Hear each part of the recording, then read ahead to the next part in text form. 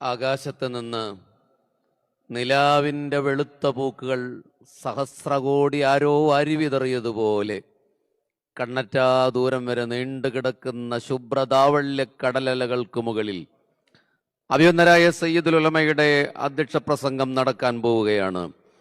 ബഹുമാനനായ കേരള സംസ്ഥാന മുഖ്യമന്ത്രിയുടെ സാന്നിധ്യത്തിൽ, പ്രതിപക്ഷ നേതാവിൻ്റെ സാന്നിധ്യത്തിൽ, ബഹുമാനരായ ഗൾഫ് പ്രതിനിധികളുടെ സാന്നിധ്യത്തിൽ ഇതാ സമസ്തയുടെ നയപ്രഖ്യാപന പ്രസംഗത്തിന് വേദിയൊരുങ്ങുകയാണ്. ഇതൊരു ചരിത്ര നിമിഷമാണ്.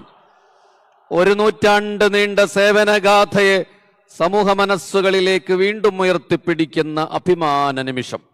സമസ്ത കേരള ജമിയത്തുൽ ഉലമ ഒരു സംഘടനയുടെ പേരല്ല, വിശ്വാസത്തിൻ്റെയും വിജ്ഞാനത്തിൻ്റെയും സാമൂഹിക ഐക്യത്തിൻ്റെയും ആത്മാവാണ്.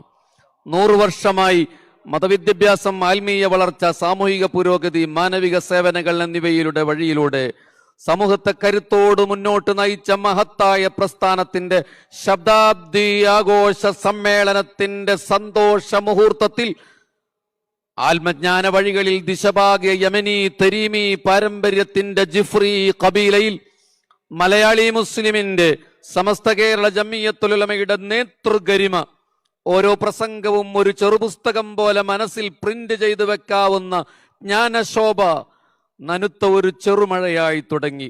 പിന്നെ ഏതാത്മാശയങ്ങളുടെ പെരുമഴയായി മാറുന്ന ആദർശ പ്രചോദിതമായ അധ്യക്ഷ പ്രസംഗമിത ഈ ജനസഹസ്രത്തിനു മുന്നിൽ മഹാനായ സയ്യിദുൽ ഉലമ സയ്യിദ് മുഹമ്മദ് ജിഫ്രി മുത്തുക്കോയ തങ്ങൾ നിർവഹിക്കുകയാണ്.